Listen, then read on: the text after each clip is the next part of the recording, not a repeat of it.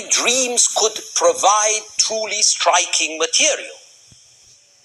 You wish, sir, to destroy this enchantment, says a Frenchman in 1786. Cruel man! Even if it were an illusion, would you still dissipate it? It would be dear to us. It would be useful in consoling the man of virtue. And he might have added, it would be useful too in showing what you could do and what you could get if you tried your own revolution.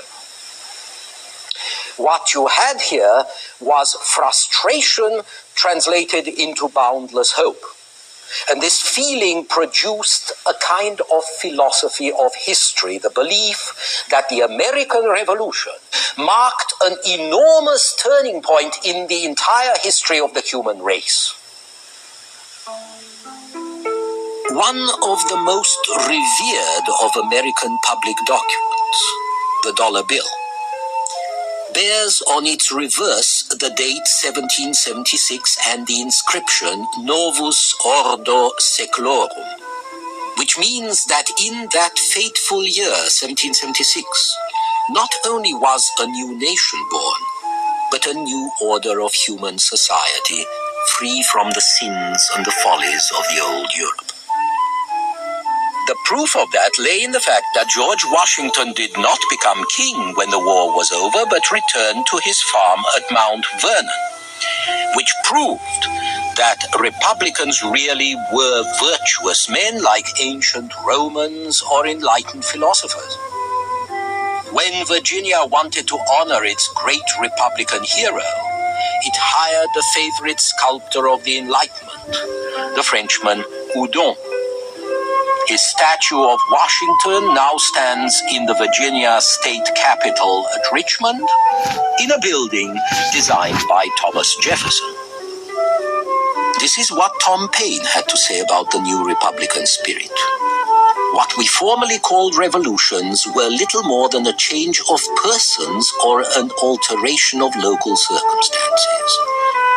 They rose and fell like things of course, and had nothing in their existence or their fate that could influence beyond the spot that produced them. But what we now see in the world, from the revolutions of America and France, are a renovation of the natural order of things, a system of principles as universal as truth and the existence of man, and combining moral with political happiness and national prosperity.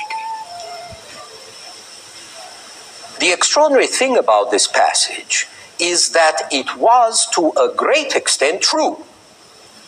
And the main point on which Paine seems to be mistaken is not in getting excited about the significance of the American Revolution, but in classing it together with the French Revolution.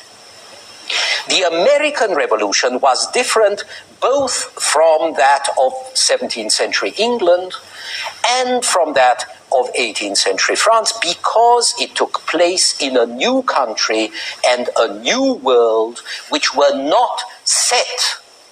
And this meant that for once the exalted hopes of the revolutionary idealists were matched by the vast resources of an unexploited continent and by unlimited possibilities of social expansion and experiment. The American leaders had the opportunity to build, not just to fight. In 18th century France, Thomas Jefferson might have put together declarations and constitutions, but he would probably have gone to the guillotine like a lot of revolutionaries. In America, he was able not only to play the big part he did in the formulation of American political thought, but also an effective part as a practical politician in the government and the development of his country. When Jefferson died on July the 4th, 1826, which was also the 50th anniversary of the Declaration of Independence, when Jefferson died, he left precise instructions about what should be inscribed on his tomb.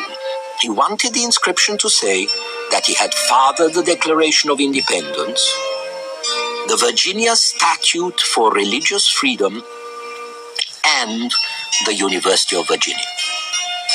That's a very American, a very 18th century American selection. Coming from a man who had done a lot of other things in his life, including being President of the United States, which he